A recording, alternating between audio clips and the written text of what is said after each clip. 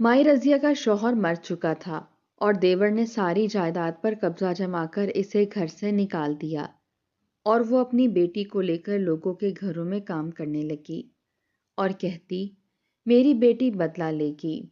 तो देवर कहता, बुड्ढी पागल हो चुकी है। और सारे लोग इस पर हंसते और आहिस्ता आहिस्ता वो पागल होती गई। तो इसकी बेटी को बहुत तकलीफ पहुंचती, तो इसने दिल लगाकर पढ़ाई की और लाहौर पढ़ने चली गई और माई रजिया गलियों में घूमती रहती। 5 साल बाद बेटी कमिश्नर बनकर लौटी और अम्मा को लेकर चाचा के घर गई तो इसके हाथ पांव कांपने लगे। माई रजिया, माई रजिया, ये तो बता, दिन है कि रात है। शरीर बच्चों की एक पूरी टोली माई रजिया के पीछे लगी हुई थी। कोई इसके बाल खींचता तो कोई इसके कपड़ों को छूता, कोई इसके आगे आकर नाचने लगता और कोई पीछे से आवाजें कसने लगता। माई रजिया पहले इन बच्चों से आगे आगे चल रही थी, मगर मुसलसल चलते चलते इसके पांव थक गए थे। सांस फूलने लगा था, जिस्म साथ नहीं दे रहा था। आखिरकार वो एक बड़े दरख्त के नीचे जाकर जमीन पर बैठ गई। इसने मट्टी पर उंगली से चंद बेतरतीब लकीरें खींचना शुरू कर दी, जैसे वो किसी और ही दुनिया में खो गई हो। वो गहरे गहरे सांस ले रही थी। इसके बाल कीचड़ ज़दा हो चुके थे, गर्द और मट्टी इसमें जम चुकी थी। चेहरे पर थकन और बरसों का दुख साफ नजर आता था। आंखों के गिर्द स्याह हल्के थे, होंठ सूखे हुए थे, हुलिया बिल्कुल मफलूकुल हाल था। कपड़े बेहद बुसीदा और खस्ता हाल थे, कहीं से फटे हुए, कहीं से जले हुए, कहीं पैवंद लगे हुए। गांव की कोई औरत कभी कभार इस पर तरस खा जाती तो इसे पकड़कर नहला धुला देती और कपड़े बदलवा देती, वरना माई रजिया इन्हीं फटे पुराने कपड़ों में महीनों घूमती रहती थी। वो अपनी जबान से एक ही बात दोहराती थी कि मेरी बेटी बदला लेगी। माई रजिया दिन रात यही जुमला दोहराती रहती थी। बच्चों ने जब दोबारा शोर मचाया तो वो आहिस्ता से बोली, ना दिन है ना रात है, जुल्म का वक्त है, मेरी बेटी बदला लेगी। बच्चों के लिए माई रजिया की बातें तमाशा थीं। वो हंसते थे, तालियां बजाते थे, एक दूसरे को देखकर मुस्कुराते थे और फिर दौड़ते हुए आगे निकल जाते थे। मगर किसी ने ये नहीं सोचा कि इस औरत के दिल पर क्या गुजर रही है, इसके सीने में कैसी आग लगी हुई है, इसके जहन में किस तरह के तूफान चल रहे हैं। माई रजिया पर जो जुल्म हुआ था, इसे समझने वाले बहुत कम थे। ज्यादातर लोग इसे पागल समझते थे, मगर चंद दिल वाले जानते थे कि रजिया शुरू से ऐसी नहीं थी। हालात ने इसे इस हाल तक पहुंचाया था। सदमों ने इसका ज़हनी तवाज़ुन छीन लिया था। दुख ने इसके दिमाग पर कब्जा कर लिया था।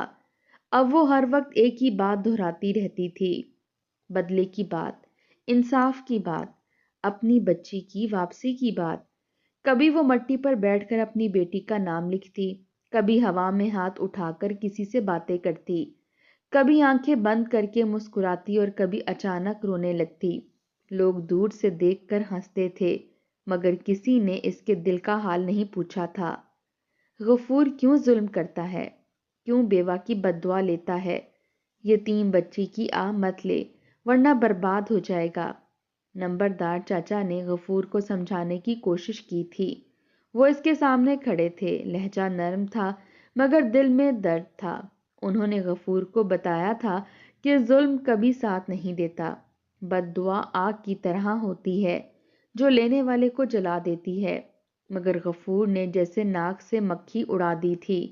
इसने हकारत से देखा और बोला, चचा, जिस काम से आए हैं वही बात करें। मेरे जाती मामलात में घुसने की जरूरत नहीं है। मुझे क्या करना है क्या नहीं करना, मैं अपना अच्छा बुरा खुद समझता हूँ। आप मेरा बाप बनने की कोशिश ना करें। गफूर के अल्फाज नंबरदार चाचा के दिल में तीर की तरह लगते थे, मगर वो कुछ बोल ना सके। इनकी इज्जत दांव पर थी। वो जानते थे कि गफूर जिद्दी और बदतमीज आदमी है। इससे बहस करना आग में हाथ डालने के बराबर था। असल हदायत देने वाली तो अल्लाह की जात थी। नंबरदार चाचा खामोशी से उठे, غفور کے پاس سے ہٹ کر اپنے گھر کی طرف چل دیے۔ پیچھے سے غفور نے نفرت سے سر جھٹکا اور بڑبڑایا، پتہ نہیں لوگوں کی عادت کب جائے گی، اپنا گھر نہیں سنبھلتا اور دوسروں کے معاملات میں آ جاتے ہیں۔ یہ کہہ کر غفور اپنے کام میں لگ گیا، مگر اس کے دل میں کہیں نہ کہیں چبھن ضرور تھی۔ وہ مانتا نہیں تھا مگر جانتا تھا کہ وہ غلط کر رہا ہے۔ آج کل غفور کا صرف ایک ہی مشغلہ تھا، اور وہ تھا اپنی بے سہارا بھابھی رضیہ کو تنگ کرنا۔ وہ اسے بے حد ستاتا تھا، کبھی اس کا راشن چرا لیتا، کبھی گاؤں والوں سے اس پر الزام لگوا دیتا، کبھی اسے پاگل کہہ کر مذاق بناتا، کبھی اس کے سامنے دروازہ بند کر دیتا۔ گاؤں کے سب لوگ جانتے تھے کہ مائی رضیہ سچی ہے، وہ جھوٹ نہیں بولتی تھی، وہ صرف دکھ کی ماری ہوئی تھی، مگر کوئی بھی غفور کے سامنے بولنے کی ہمت نہیں کرتا تھا، کیونکہ غفور گنڈا ٹائپ آدمی تھا، لڑاکا تھا، زبان دراز تھا، ہاتھ اٹھانے میں دیر نہیں لگاتا تھا۔ جب تک اس کا بھائی زندہ تھا وہ بھابھی کی عزت کرتا رہا تھا، اس کے آگے پیچھے پھرتا تھا، اس کی ضرورتوں کا خیال رکھتا تھا، مگر جیسے ہی بھائی مر گیا تھا اس نے رضیہ مائی پر ظلم کے پہاڑ توڑنا شروع کر دیے تھے۔ اس نے اپنے بھائی کی محنت سے بنائی ہوئی جائیداد پر قبضہ کر لیا تھا، مکان اپنے نام کر لیا تھا، کھیت ہڑپ لیے تھے، سامان بیچ دیا تھا، اور رضیہ مائی کو اس کی بچی سمیت گھر سے نکال دیا تھا۔ وہ دروازے کے باہر کھڑی رو رہی تھی، ہاتھ جڑے تھے، مگر غفور کا دل نہیں پسیجا تھا، اس نے دھکے دے کر باہر نکالا تھا۔ اسی دن سے مائی رضیہ در بدر ہو گئی تھی، کبھی کسی کے صحن میں سو جاتی، کبھی کسی کھیت میں اور کبھی کسی درخت کے نیچے۔ پھر اپنے بچوں کو ساتھ لے کر مائی رضیہ نے لوگوں کے گھروں میں کام کرنا شروع کر دیا تھا۔ وہ صبح سویرے اٹھتی تھی، پھٹے کپڑوں میں اپنی بیٹی کا ہاتھ پکڑ کر گاؤں کی گلیوں میں نکل پڑتی تھی، کبھی کسی کے گھر جھاڑو دیتی تھی، کبھی برتن مانجتی تھی، کبھی کپڑے دھوتی تھی، کبھی جانوروں کو چارہ ڈالتی تھی، جو بھی کام مل جاتا وہ کر لیتی تھی۔ پیٹ کی آگ بجھانے کے لیے اسے ہر ذلت قبول تھی۔ کام کرتے ہوئے بھی اس کی زبان پر ایک ہی بات رہتی تھی، میری بیٹی بدلہ لے گی، میری بیٹی بدلہ لے گی۔ لوگ پہلے ہمدردی کرتے تھے، مگر آہستہ آہستہ مذاق بنانے لگے تھے۔ کوئی کہتا تھا پاگل ہو گئی ہے، کوئی ہنستا تھا، کوئی پیچھے سے آوازیں کستا تھا، کوئی بچوں کو کہتا تھا جا کر مائی رضیہ کو چھیڑو۔ غفور تو خاص طور پر اس پر ہنستا تھا۔ وہ گاؤں کی بیٹھک میں بیٹھ کر لوگوں کو کہتا تھا کہ دیکھو میری بھابھی کو، بڈھی پاگل ہو گئی ہے، دن رات ایک ہی رٹ لگائے رکھتی ہے، بدلہ لے گی، بدلہ لے گی۔ کس سے بدلہ لے گی؟ مٹی سے۔ لوگ ہنستے تھے اور غفور کا دل اور سخت ہو جاتا تھا۔ سچ یہ تھا کہ رضیہ کا ذہنی توازن بگڑتا جا رہا تھا، جس محبت اور آرام سے وہ کبھی جڑی ہوئی تھی وہ سب ختم ہو چکا تھا۔ شوہر کا سایہ سر سے اٹھ چکا تھا، گھر چھن چکا تھا، عزت مٹی میں مل چکی تھی، اور غفور کا ظلم ہر دن بڑھتا جا رہا تھا۔ کبھی وہ اس کا کام رکوا دیتا، کبھی لوگوں کو بھڑکاتا تھا، کبھی اسے گاؤں کی بیٹھک سے بھگا دیتا تھا، کبھی اس کی بیٹی کو ڈرا دیتا تھا، کبھی راشن نہ دینے کی باتیں کرتا تھا۔ آہستہ آہستہ مائی رضیہ کی آنکھوں میں عجیب سی ویرانی آ گئی تھی۔ وہ بات بات پر ہنسنے لگتی تھی، کبھی بلا وجہ رونے لگتی تھی، کبھی گلی میں کھڑی ہو کر آسمان سے باتیں کرنے لگتی تھی، کبھی مٹی میں اپنی بیٹی کا نام لکھتی تھی، کبھی کسی کو دیکھ کر کہتی تھی تم نے میری بچی کو دیکھا ہے؟ لوگ اس پر ہنستے تھے، آوازیں کستے تھے، پاگل پاگل کہہ کر بلاتے تھے۔ وہ یہ سب برداشت نہیں کر پائی تھی۔ دکھ نے اس کے دماغ پر قبضہ کر لیا تھا، غفور کے ظلم نے اس کی روح کو زخمی کر دیا تھا۔ ایک دن ایسا بھی آیا کہ وہ واقعی ہوش و حواس کھو بیٹھی تھی۔ اس دن وہ ایک گھر میں برتن دھو رہی تھی، اچانک اس نے برتن چھوڑ دیے تھے، دیوار کے ساتھ ٹیک لگا کر بیٹھ گئی تھی اور زور زور سے بولنے لگی تھی، نہ دن ہے نہ رات ہے، ظلم کا وقت ہے، میری بیٹی بدلہ لے گی۔ گھر والی عورت گھبرا گئی تھی، اس نے دوسرے لوگوں کو بلایا تھا، سب کٹھے ہو گئے تھے، کوئی ہنس رہا تھا، کوئی ڈر رہا تھا، کوئی کہہ رہا تھا پاگل ہو گئی ہے۔ غفور کو بھی خبر ہو گئی تھی، وہ بھی وہاں پہنچ گیا تھا۔ اس نے دیکھتے ہی تنزیہ ہنستی تھی اور بولا، دیکھا سب نے، میں پہلے ہی کہتا تھا بڈھی پاگل ہو گئی ہے۔ مائی رضیہ نے اس کی آواز سنی تو اچانک کھڑی ہو گئی تھی۔ اس کی آنکھیں سرخ تھیں، بال بکھرے ہوئے تھے، کپڑے مٹی سے بھرے ہوئے تھے۔ اس نے غفور کی طرف ہاتھ اٹھایا تھا اور چیخی تھی، ظلم کا حساب ہوگا، میری بیٹی بدلہ لے گی۔ لوگ پیچھے ہٹ گئے تھے۔ کسی کو اس کی آنکھوں میں عجیب سا خوف نظر آیا تھا، مگر غفور نے پھر بھی ہنسی اڑا دی تھی۔ اس دن کے بعد مائی رضیہ پوری طرح بدل گئی تھی۔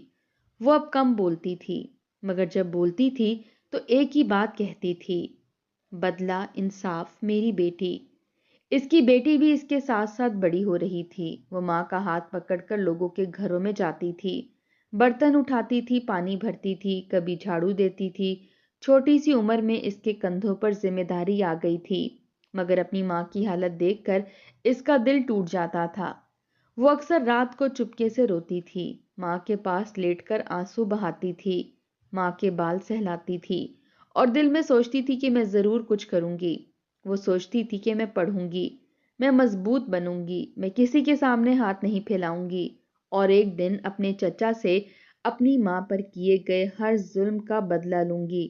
کبھی وہ غفور کو دور سے دیکھتی تھی تو اس کی مٹھی بند ہو جاتی تھی، آنکھوں میں نفرت بھر جاتی تھی، مگر وہ خاموش رہتی تھی کیونکہ وہ جانتی تھی کہ ابھی وقت نہیں آیا تھا۔ مائی رضیہ کبھی کبھی اپنی بیٹی کو دیکھ کر مسکرا دیتی تھی، اس کے سر پر ہاتھ رکھتی تھی اور کہتی تھی، میری بیٹی بدلہ لے گی، میری بیٹی سب ٹھیک کرے گی۔ بیٹی ماں کی بات سنتی تھی تو اس کا دل مزید مضبوط ہو جاتا تھا۔ وہ جانتی تھی کہ اس کی ماں پاگل نہیں ہے، وہ دکھ کی ماری ہوئی ہے، وہ ظلم سے ٹوٹی ہوئی ہے۔ راتوں کو جب گاؤں سو جاتا تھا تو ماں بیٹی کسی کونے میں لیٹی ہوتی، ٹھنڈی ہوا چلتی تھی، ستارے چمکتے تھے اور مائی رضیہ آسمان کو دیکھ کر آہستہ آہستہ بولتی تھی، نہ دن ہے نہ رات ہے، ظلم کا وقت ہے، میری بیٹی بدلہ لے گی۔ اور اس کی بیٹی ماں کا ہاتھ مضبوطی سے پکڑ کر دل میں وعدہ کرتی تھی کہ ایک دن واقعی ظلم کا حساب لیا جائے گا۔ 5 سال گزر گئے تھے۔ گاؤں کی گلیاں ویسی ہی تھیں، مگر مائی رضیہ اور اس کی بیٹی کی دنیا بدل چکی تھی۔ مائی رضیہ اب بھی انہی گلیوں میں گھومتی تھی، بال مزید بکھر گئے تھے، کپڑے اور زیادہ پرانے ہو چکے تھے، چہرے پر عمر اور دکھ کی گہری لکیریں آ چکی تھیں۔ وہ کبھی کسی درخت کے نیچے بیٹھتی تھی، کبھی کسی دیوار سے ٹیک لگا لیتی تھی، کبھی مٹی پر لکیریں کھینچتی تھی اور ہر وقت ایک ہی بات دہراتی تھی، نہ دن ہے نہ رات ہے، ظلم کا وقت ہے، میری بیٹی بدلہ لے گی۔ گاؤں والوں کے لیے وہ اب مکمل پاگل بن چکی تھی۔ بچے اس کے پیچھے آوازیں لگاتے تھے، عورتیں افسوس سے دیکھتی تھیں، مرد ہنس کر آگے بڑھ جاتے تھے، مگر کسی کو یہ خبر نہ تھی کہ جس بیٹی کو وہ سالوں پہلے کمزور اور ننگے پاؤں گاؤں سے نکلتے دیکھ چکی تھی، وہ اب کہاں پہنچ چکی تھی۔ لاہور کی بڑی سڑکوں پر وہی بیٹی آج ایک مضبوط عورت بن چکی تھی۔ اس کے چہرے پر اعتماد تھا، آنکھوں میں حوصلہ تھا، لباس سادہ مگر باوقار تھا۔ اس نے دن رات محنت کی تھی، کتابوں سے دوستی کی تھی، تنہائی سے لڑائی کی تھی، ماں کے آنسوؤں کو طاقت بنایا تھا۔ ہر رات سونے سے پہلے ماں کا چہرہ یاد کرتی تھی اور خود سے وعدہ کرتی تھی کہ ایک دن میں اپنی ماں کو عزت کے ساتھ واپس لاؤں گی۔ وقت گزرتا گیا، امتحان آتے گئے، کامیابیاں ملتی گئیں۔ آخر کار وہ دن بھی آیا جب وہ کمشنر کے عہدے پر فائز ہوئی، نام اخبار میں آیا، تصویر چھپی، شہر میں بات پھیل گئی، مگر اس کے دل میں صرف ایک ہی خیال تھا، اماں۔ اس نے کسی کو زیادہ کچھ نہیں بتایا، خاموشی سے سرکاری گاڑی کروائی، فائلیں ساتھ رکھیں، دل میں ہمت جمع کی اور اپنے گاؤں کی طرف روانہ ہو گئی۔ راستے میں کھیت آتے گئے، درخت نظر آتے گئے، پرانے منظر آنکھوں میں گھومتے گئے۔ اسے وہ دن یاد آ رہے تھے جب وہ ماں کا ہاتھ پکڑ کر ننگے پاؤں انہی راستوں سے گزری تھی۔ آنکھوں میں آنسو بھر آئے تھے، مگر اس نے خود کو مضبوط رکھا تھا۔ جب گاڑی گاؤں کے داخلی راستے پر رکی تو لوگ حیران ہو گئے۔ کسی نے کہا شاید کوئی افسر آیا ہے، کسی نے کہا کوئی بڑا مہمان ہے۔ بچے دوڑتے ہوئے پیچھے لگ گئے، عورتیں دروازوں سے جھانکنے لگیں۔ اسی وقت مائی رضیہ گلی کے کونے میں بیٹھی مٹی پر لکیریں کھینچ رہی تھی، بال چہرے پر بکھرے تھے، آنکھیں خالی تھیں، ہونٹ ہل رہے تھے۔ میری بیٹی بدلہ لے گی۔ گاڑی کا دروازہ کھلا، ایک باوقار عورت نیچے اتری۔ اس کی نظر سیدھی مائی رضیہ پر پڑی۔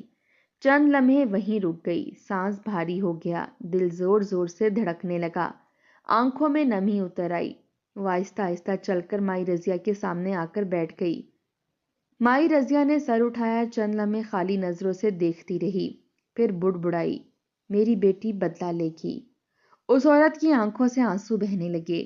اس نے نرمی سے مائی رضیہ کے ہاتھ تھام لیے اور آہستہ سے کہا، اماں۔ مائی رضیہ چونک گئی، ہاتھ کانپنے لگے۔ اس نے غور سے چہرہ دیکھا، آنکھیں پھیل گئیں، سانس رک سا گیا، پھر اچانک چیخ کر بولی، میری بیٹی۔ وہ دونوں گلی کے بیچ گلے لگ گئیں۔ مائی رضیہ رونے لگی، بیٹی بھی رونے لگی، برسوں کا دکھ آنسوؤں میں بہہ رہا تھا۔ گاؤں والے حیرت سے دیکھ رہے تھے، کوئی کہہ رہا تھا یہ کون ہے، تو کوئی کہہ رہا تھا مائی رضیہ کی بیٹی ہے۔ بیٹی نے اپنی اماں کو سہارا دیا، گاڑی تک لے گئی، صاف پانی پلایا، دوپٹہ ٹھیک کیا اور آہستہ سے بولی، اماں اب آپ کو کوئی تنگ نہیں کرے گا، اب حساب ہوگا۔ مائی رضیہ کی آنکھوں میں پہلی بار ہوش کی چمک آئی۔ وہ آہستہ سے بولی، بدلہ۔ بیٹی نے سر ہلایا، ہاں اماں۔ پھر گاڑی سیدھی غفور کے گھر کے سامنے جا کر رکی۔ وہی گھر جو کبھی مائی رضیہ کا تھا، وہی آنگن، وہی دیواریں، وہی دروازہ۔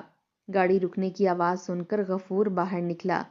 پہلے تو اس نے لاپرواہی سے دیکھا، پھر جب وردی اور سرکاری نشان نظر آیا تو اس کے قدم رک گئے۔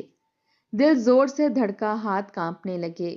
بیٹی گاڑی سے اتری، اس کا انداز پر اعتماد تھا، ساتھ دو اہلکار تھے۔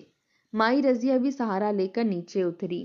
غفور نے جیسے مائی رضیہ کو دیکھا، اس کے چہرے کا رنگ بدل گیا، آنکھیں پھیل گئیں، جسم لرزنے لگا، قدم پیچھے ہٹ گئے۔ بیٹی آہستہ آہستہ اس کے سامنے کھڑی ہوئی، نظر سیدھی اس پر تھی، آواز مضبوط تھی اور لہجہ پرسکون تھا، میں مائی رضیہ کی بیٹی ہوں۔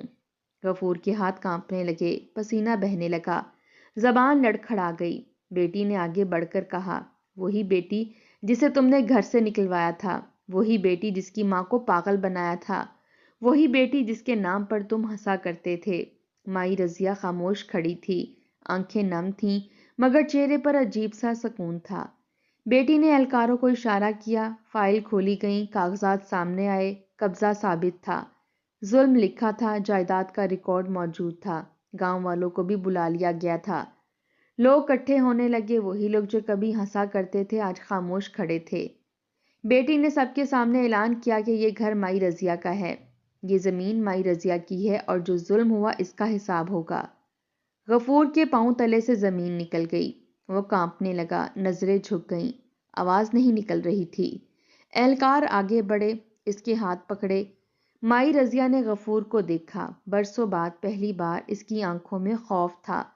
مائی رضیہ آہستہ سے بولی، نہ دن ہے نہ رات ہے، ظلم کا وقت ختم ہے، میری بیٹی آ گئی ہے۔ بیٹی نے ماں کا ہاتھ مضبوطی سے پکڑا۔ گاؤں کی فضا بدل گئی، لوگ خاموش تھے، کسی کی ہنسی باقی نہ رہی، کسی کی زبان میں زہر نہ رہا۔ بیٹی نے مائی رضیہ کو گھر کے اندر لے جا کر بٹھایا، وہی آنگن، وہی دیواریں، مگر اب منظر بدل چکا تھا۔ مائی رضیہ نے زمین پر نظر ڈالی، آنکھوں سے آنسو بہے، ہاتھ کانپتے ہوئے دعا کے لیے اٹھے۔ برسوں بعد اس کا دل ہلکا ہوا تھا۔ بیٹی اس کے پاس بیٹھ گئی، اس کا سر اپنی گود میں رکھا، بال سہلائے اور آہستہ سے کہا، اماں اب آپ کو سکون ملے گا۔ مائی رضیہ کی آنکھوں میں نمی تھی، مگر چہرے پر مسکراہٹ آ گئی تھی۔ وہ دھیرے سے بولی، میری بیٹی بدلہ لے گی۔ بیٹی کی آنکھوں سے آنسو بہے، مگر اس کے لبوں پر اطمینان تھا۔ وہ جانتی تھی کہ یہ صرف بدلہ نہیں تھا، یہ عزت کی واپسی تھی، یہ مظلوم کی جیت تھی، یہ ماں کی دعا کا اثر تھا۔ گاؤں کے آنگن میں آج پہلی بار مائی رضیہ سیدھی ہو کر بیٹھی تھی، ہاتھ کانپ نہیں رہے تھے، آنکھیں بھٹک نہیں رہی تھیں، دل کو سکون مل چکا تھا، اور بیٹی دل ہی دل میں شکر ادا کر رہی تھی کہ جس ماں نے گلیوں میں بدلہ بدلہ کہا تھا، آج اسی کی دعا نے اسے انصاف کی طاقت دے دی تھی۔ ظلم کا وقت ختم ہو چکا تھا اور مائی رضیہ کی بیٹی واقعی بدلہ لے چکی تھی۔ 3 سال گزر چکے تھے، مائی رضیہ اب اپنے ہی صحن میں بیٹھی دھوپ سیک رہی تھی۔ وہ عورت جو کبھی گلیوں میں مٹی پر لکیریں کھینچتی پھرتی تھی، آج صاف کپڑوں میں باوقار انداز میں بیٹھتی تھی۔ بال سفید تھے مگر بکھرے نہیں تھے، آنکھوں میں وحشت کی جگہ سکون آ چکا تھا۔ بیٹی نے علاج کروایا تھا، عزت دلائی تھی، اور سب سے بڑھ کر ماں کو احساس دیا تھا کہ وہ اکیلی نہیں ہے۔ بیٹی اب بھی کمشنر تھی مگر اس کے لہجے میں غرور نہیں تھا۔ وہ جانتی تھی کہ یہ مقام ماں کی بد دعاؤں اور دعاؤں دونوں کا نتیجہ ہے۔ وہ گاؤں آتی تو لوگوں کے مسائل خود سنتی تھی، بیوہ عورتوں کی مدد کرواتی تھی، یتیم بچوں کے لیے اسکول بنوایا تھا تاکہ کوئی بچہ مجبوری میں مائی رضیہ جیسی زندگی نہ گزارے۔ غفور کا حال بھی سب کے سامنے تھا۔ وہی آدمی جو کبھی ظلم پر ہنستا تھا، آج خاموش رہتا تھا۔ اس کی آنکھوں میں شرمندگی تھی، اب اسے سمجھ آ چکا تھا کہ طاقت وقتی ہوتی ہے مگر بد دعا کا اثر دیر تک رہتا ہے۔ ایک دن مائی رضیہ نے بیٹی کا ہاتھ پکڑ کر کہا تھا کہ بیٹی، ظلم کرنے والا وقتی جیتتا ہے مگر انجام میں ہار جاتا ہے، اور صبر کرنے والا دیر سے سہی مگر سرخرو ضرور ہوتا ہے۔ بیٹی مسکراتی تھی۔ اس نے ماں کو دیکھ کر دل میں سوچا تھا کہ تعلیم انسان کو صرف نوکری نہیں دیتی بلکہ ظلم کے سامنے کھڑا ہونا بھی سکھاتی ہے۔ اس کہانی کا سبق یہی تھا کہ جو دوسروں کے آنسوؤں سے کھیلتا ہے وہ خود بھی ایک دن رونے پر مجبور ہو جاتا ہے، اور جو صبر اور محنت سے راستہ بناتا ہے وہ اندھیروں سے نکل کر روشنی تک ضرور پہنچتا ہے۔